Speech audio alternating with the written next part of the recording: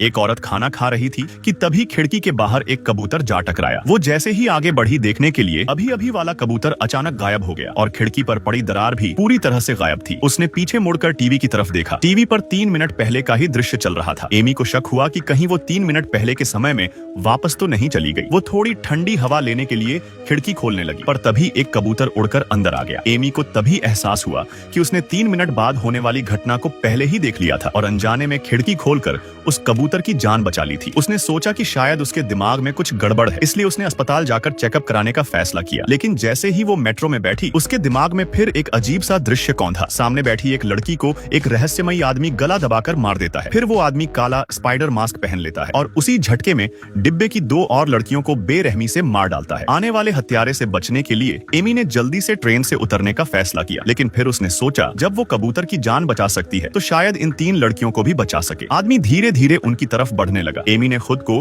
Train अधिकारी बताकर तीनों लड़कियों को उतरने को कहा। हालांकि छोटी सी लड़की स्याओहेई ने गुस्से में कहा कि एमी झूठ बोल रही है, पर तब तक खतरा टल चुका था। लेकिन जब एमी ने पीछे मुड़कर देखा, वो रहस्यमयी आदमी पहले ही तीनों की झलक पा चुका था और उल्टी दिशा में दौड़ते हुए उनकी ओर आ रहा था। उसने स्पाइडर सूट पहन लिया और किसी भूत की तरह छत पर उल्टा रेंगने लगा। ये किसी आम इंसान के बस की बात नहीं थी। तीनों लड़कियों को अब असली खतरे का एहसास हुआ। वो एमी के साथ दूसरी बोगी में भागी। ट्रेन जैसे ही चली, स्पीकर से अजीब आवाज आई। लगता था कि ब्लैक स्पाइडर ने उनकी जगह ढूंढ ली है। एमी ने तुरंत इमरजेंसी बटन दबाया, दरवाजा खोला और सबको लेकर फिर से भाग निकली। स्टेशन के बाहर पहुंचते ही उन्हें गश्ती पुलिस मिली। उन्होंने तुरंत मदद मांगी, लेकिन पुलिस कुछ कर पाती उससे पहले ब्लैक स्पाइडर ने बिजली जैसी तेजी से हमला कर दिया और पल भर में पुलिस कर्मियों को मार गिराया। शोर सुनकर और पुलिस आई, पर कोई भी उसका मुकाबला नहीं कर सका। फिर भी पुलिस ने बाकी लोगों को भागने का थोड़ा वक्त दे दिया। वे लोग स्टेशन से बाहर निकलकर एक टैक्सी में भाग निकले। रेडियो चालू करते ही एमी ने सुना, पुलिस ने मेट्रो हादसे को लेकर बयान जारी किया है। उसे लगा खतरा टल गया है, पर तभी रेडियो पर पुलिस ने एक लाल कपड़े वाली औरत के अपहरण का ऐलान किया, जिसने 3 नाबालिग लड़कियों को अगवा किया है। एमी के होश उड़ गए। ये तो उसी के बारे में कहा जा रहा था। असल में ब्लैक स्पाइडर की हरकतें इतनी तेज थीं कि कैमरों में वो दिखा ही नहीं। सिर्फ एमी ही तीनों लड़कियों को ले जाती दिखी। शहर के हर कोने में कैमरे थे, इसलिए एमी ने तीनों को शहर से बाहर एक जंगल में छिपा दिया और उन्हें सख्त हिदायत दी कि कहीं मत जाना। उसे याद आया कि उसकी माँ की डायरी में स्पाइडरमैन जैसी चीज का जिक्र था। कहा गया था कि चिमनी में एक खास तरह का मकड़ी रहती है जो इंसान को काट ले तो अपने जहर के जरिए उसे दीवारों पर चलने की ताकत दे देती है। एमी को और भी झटका तब लगा जब उसने माँ की ब्लैक स्पाइडर के साथ ली हुई तस्वीर देखी और उसे याद आया कि भविष्य देखने की ताकत पाने से पहले उसे भी एक मकड़ी ने काटा था। क्या वो भी किसी तरह का स्पाइडर ह्यूमन बन गई थी? ओह नहीं, अगर ऐसा नहीं है तो ठीक है। रात में एमी तीनों लड़कियों को लेने वापस लौटी, लेकिन वो वहाँ नहीं थी। जमीन पर पड़े निशान देखकर वो एक रेस्टोरेंट तक पहुंची, जहाँ वो लड़कियां खाना खा रही थीं और ग्राहकों के साथ हंस खेल रही थीं। एमी ने गुस्से में उन्हें डांटा। इतना खुला घूमना बहुत खतरनाक था। ब्लैक स्पाइडर कभी भी आ सकती थी और सच में ब्लैक स्पाइडर वहीं पहुंच गई। वो हवा में छलांग लगाकर आगे आई और शॉमे का पैर तोड़ दिया। एमी ने शराब की बोतल उठाकर वार किया, पर ब्लैक स्पाइडर ने उसे आसानी से रोक लिया और एमी को पकड़कर 8 मीटर दूर फेंक दिया। उसकी पसलियां टूट गईं। स्याओहेई भागने की कोशिश करती रही, पर ब्लैक स्पाइडर ने उसे पकड़ लिया और अपने शरीर का जहर छोड़ना शुरू किया जब तक स्याओहेई की सांसें पूरी तरह बंद नहीं हो गईं। एमी ने आखिरी कोशिश में चाकू उठाया और वार किया, लेकिन अगले ही पल सब कुछ गायब हो गया। अच्छी बात थी कि ये सब सिर्फ एक कल्पना थी। एमी फिर से उसी पल लौट आई जब वो जंगल में दाखिल हुई थी। इस बार उसने अपनी दोस्त मैरी को साथ लिया। गाड़ी घुमाकर रेस्टोरेंट की ओर भागी। हालांकि वो ब्लैक स्पाइडर से कुछ देर बाद पहुंची, पर एमी ने सीधे गाड़ी उस पर चढ़ा दी और ब्लैक स्पाइडर बेहोश होकर गिर पड़ी। तीनों लड़कियां आखिरकार बच गईं, लेकिन निकलने से पहले ब्लैक स्पाइडर अचानक उठी और एमी का हाथ पकड़ लिया। एमी ने उसे लात मारकर छुड़ाया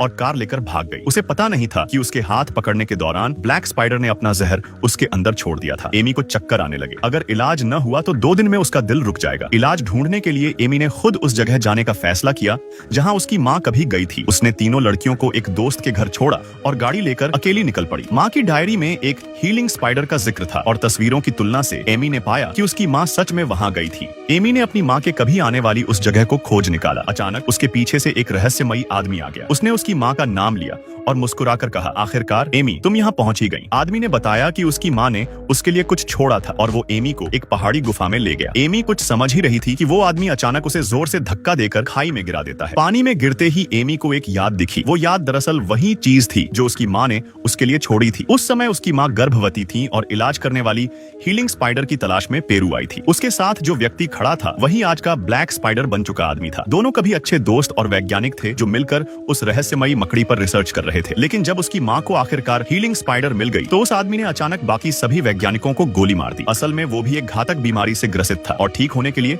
वो किसी भी हद तक जा सकता था। दोनों के बीच संघर्ष हुआ जिसमें उसने गलती से एमी की माँ को घायल कर दिया। मकड़ी लेकर वो भाग गया और एमी की माँ मरने के कगार पर पहुंच गई। उसी समय एक अजीब सा जंगलवासी वहां आया जो पेरू की कहानियों में स्पाइडरमैन कहलाता था। वो एक रहस्यमयी मकड़ी की ताकत रखने वाला इंसान था। उसने हीलिंग स्पाइडर को एमी की माँ के सीने पर रखा जिससे उसे थोड़ी देर के लिए जीवन शक्ति मिली और उसी पल उसने एमी को जन्म दिया। लेकिन अत्यधिक खून बहने से वो माँ जिंदा नहीं रह सकी। बाद में वही स्पाइडरमैन एमी को अपने साथ ले गया और उसकी परवरिश की। इसी कारण एमी को भविष्य देखने की अद्भुत शक्ति मिली। दूसरी तरफ ब्लैक स्पाइडर ने खुद को ठीक तो कर लिया था लेकिन उसके साथ एक भयानक श्राप भी जुड़ गया। उसे बार बार एक सपना आता था जिसमें 3 रहस्यमयी महिला स्पाइडर उसे यातना देती, उसे मौत के कगार तक पहुंचा देती। वक्त के साथ उसने उन तीनों के चेहरे याद कर लिए, कंप्यूटर से उनका विश्लेषण किया और पाया कि वो तीनों इस असली दुनिया में मौजूद इंसान हैं। इस डर से कि उसका सपना कहीं सच न हो जाए उसने पहले ही उन्हें खत्म करने का फैसला कर लिया। जब एमी की ये सारी यादें लौट आईं तो उसके शरीर में मौजूद जहर पूरी तरह से साफ हो गया और उसकी शक्ति और बढ़ गई। अब वो जब चाहे जहां चाहे भविष्य को देख सकती थी। एमी वापस अपने दोस्त के घर पहुंची ताकि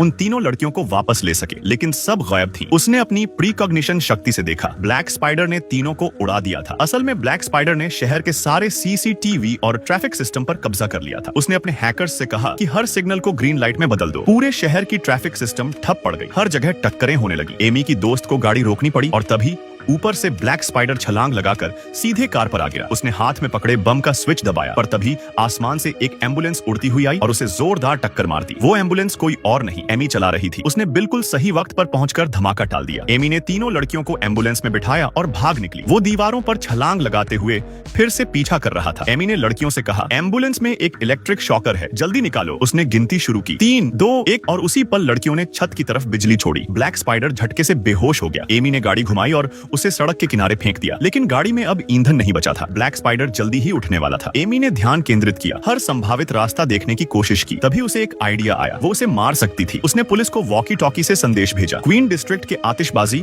गोदाम में मदद भेजो। फिर लड़कियों को लेकर वहां पहुंच गई। अंदर पहुंचते ही उसने चारों ओर रखे पटाखों को जलाना शुरू किया और उन्हें लकड़ी के बक्सों में छिपा दिया। जरा सी चिंगारी से यहाँ विस्फोट हो सकता था। ब्लैक स्पाइडर भी वहां पहुंच चुका था और उन्हें ढूंढ रहा था। अचानक एक जबरदस्त धमाका हुआ, वो हवा में उछल गया। दरअसल ये एमी की योजना का हिस्सा था। वो अपनी भविष्य देखने की शक्ति से हर विस्फोट से पहले लड़कियों को सुरक्षित दिशा में ले जाती, जबकि ब्लैक स्पाइडर हर बार फंसता गया। उसने सबको झुक जाने को कहा और सामने एक आतिशबाजी ने दीवार उड़ा दी। वो सीढ़ियों से ऊपर भागी और छत पर पहुंच गई। हेलीकॉप्टर भी अब पहुंच चुका था, बस बचाव होना बाकी था। पर तभी नीचे से ब्लैक स्पाइडर फिर छलांग लगाकर आया और उनके रास्ते में आ गया। एमी ने कहा, श्याओमे नीचे झुको। एक बड़ा पटाखा सीधा उनकी ओर उड़ रहा था। ब्लैक स्पाइडर ने गुस्से में उसे मुक्का मारा जिससे वो पटाखा हेलीकॉप्टर से जा टकराया और जबरदस्त धमाका हुआ। ब्लैक स्पाइडर ने एमी का गला पकड़ लिया। लड़कियां बचाने दौड़ी पर सब फंस गईं। तभी एमी के कानों में माँ की आवाज गूंजी, तुम्हारी आखिरी शक्ति अब जाग उठेगी। बड़ी ताकत के साथ बड़ी जिम्मेदारी आती है। एमी की स्पाइडर डोमेन शक्ति सक्रिय हो गई। वो अपने ही शरीर के कई विभाजन बना सकी जो हर लड़की को अलग अलग सुरक्षित जगह पहुंचा रहे थे। ब्लैक स्पाइडर ने एक मुक्के में उसकी जादुई प्रक्रिया तोड़ दी, पर यह भी एमी का जाल था। वो जानबूझकर भागने का नाटक करती हुई एक कोने की ओर दौड़ी जहाँ एक बड़ा बिलबोर्ड गिरने वाला था। बिल्कुल सही समय पर वो गिरा और ब्लैक स्पाइडर उसमें फंस गया। इसके बाद एक और बड़ा पी साइन बोर्ड नीचे गिरा और उसे पूरी तरह कुचल दिया। आखिरकार एमी ने अपनी समझ और बहादुरी से इस भयानक लड़ाई को खत्म किया और वही 3 लड़कियां जिन्हें ब्लैक स्पाइडर अपने सपनों में देखता था, एमी की देखरेख में आगे चलकर स्पाइडर गर्ल्स बनी जो लोगों की रक्षा करने